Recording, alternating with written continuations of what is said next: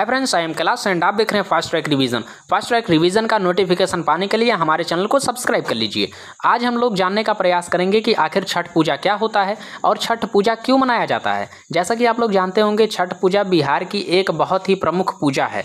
तो आखिर ये होता क्या है और क्यों मनाया जाता है, इसको ये जानना हमारे लिए बहुत ही आवश्यक है। तो चलिए जानते हैं आखिर छठ पूजा क्या होता है और यह क्यों मनाया जाता है। जैसा कि आप लोग जानते होंगे कि जो छठ पूजा है वो कार्तिक शुक्ल पक्ष के षष्ठी को मनाया जाने वाला एक हिंदू पर्व है, यानी कि इसको हिंदू लोग मनाते हैं ज्यादातर। छठ पूजा में एक्चुअली में सूर्य की उपासना की जाती है और छठ पूजा मुख्य रूप से बिहार, झारखंड, पूर्वी उत्तर प्रदेश और नेपाल के तराई क्षेत्र में मनाया जाता है। और यह भी कहा जाता है कि यह पर्व बिहारियों का सबसे बड़ा पर्व है और ये उनकी एक प्रकार से संस्कृति है। ये पर्व ना होके एक प्रकार से उनकी संस्कृति है जो कि उनके हृदय में बसता है। छठ पर्व बिहार में बहुत ही धूमधाम से मनाया जाता है और छठ पर्व जो है वो आज से नहीं मनाया जाता है बल्कि आदि से मनाया जाता है, जिसको वैदिक काल कहते हैं। तो छठ पूजा जो है वो बहुत ही पुराना पर्व है जो वैदिक काल से मनाया जाता है। पहले छठ पूजा केवल भारत में हिंदुओं द्वारा मनाया जाता था, लेकिन धीरे धीरे इसकी लोकप्रियता बढ़ती गई और आज इस्लाम सहित अन्य धर्म को मानने वाले भी छठ पूजा को मनाते हैं।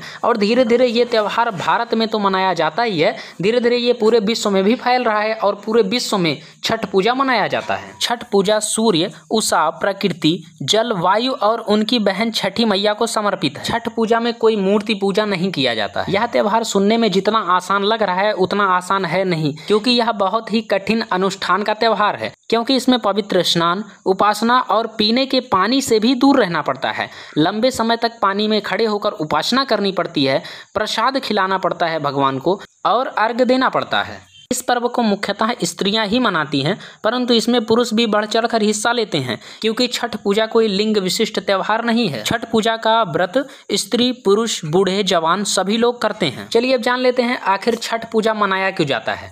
तो छठ पूजा मनाने का कोई निश्चित कारण नहीं है, लेकिन इसके संबंध में बहुत सी कहानियां प्रचलित हैं। एक एक करके हम लोग उन कहानियों को समझते हैं और जानते हैं कि आखिर छठ पूजा मनाया क्यों जाता है। पहली कहानी हमें यह बताती है कि छठ पूजा रामायण काल से मनाया जाता है, यानी छठ पूजा की शुरुआत रामायण काल से हुई थी।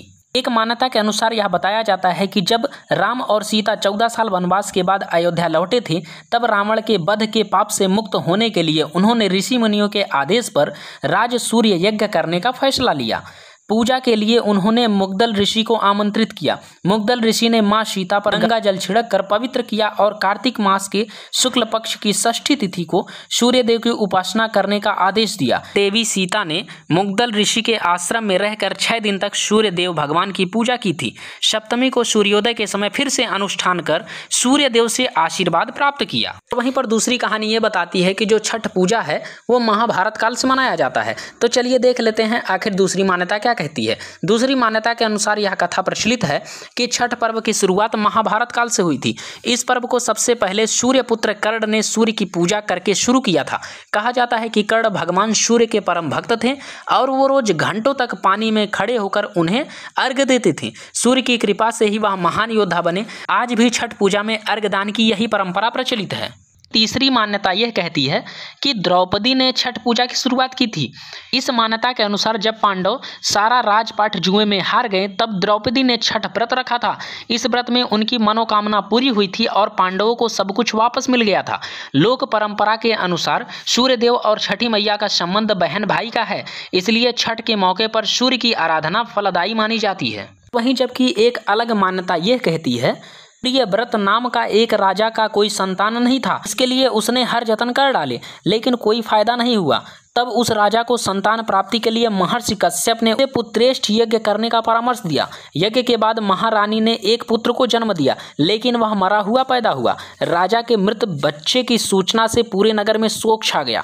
कहा जाता है कि जब राजा मृत बच्चे को दफनाने की तैयारी कर रहे थे, तभी आसमान से एक ज्योतिर्गमय विमान धरती पर उतरा, जिसमें बैठी थी देवी, और उन्होंने कहा कि मैं षष्ठी देवी हूँ और मैं विश्व के समस्त बालकों की रक्षा करती हूँ। यह कहकर देवी ने शिशु के शरीर को स्पर्श किया, जिससे शिशु पुनः जीवित हो गया और यहीं से छठ पूजा की शुरुआत हुई। तो जैसा कि आप लोगों ने देखा कि छठ पूजा की शुरुआत कहां से हुई, इसका अब तक कोई भी कंफर्मेशन नहीं है। कोई यह कहता है कि छठ पूजा की शुरुआत रामायण काल से हुई, तो कोई यह कहता है कि छठ पूजा की शुरुआत कर्ण ने की, तो कोई यह कहता है कि छठ पूजा की शुरुआत द्रौपदी ने की, तो कहीं कहा जाता है कि छठी मैया स्वयं आसमान से उतर कर पृथ्वी पर आई। तो आशा करते हैं आपको ये वीडियो पसंद आया होगा। अगर वीडियो पसंद आया तो प्लीज इस वीडियो को लाइक, शेयर और सब्सक्राइब जरूर करें। मिलते हैं इसके नेक्स्ट वीडियो में, तब तक के लिए जय हिंद, जय भारत। और दोस्तों, यदि वीडियो में कोई गलती हो तो उसको कमेंट करके जरूर बताएं, हम उसका पूर्ण समाधान करने का प्रयास करेंगे। जय हिंद, जय भारत।